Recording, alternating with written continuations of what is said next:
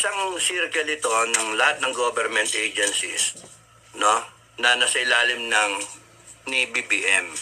Nasa ilalim niya. O kaya Lisa, magkasawa naman no.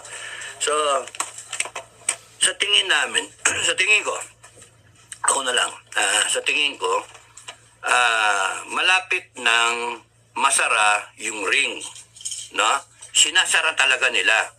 When you have all, kunyari, DOJ, o kaya Senate, Congress, PCSO, ano pa, diba?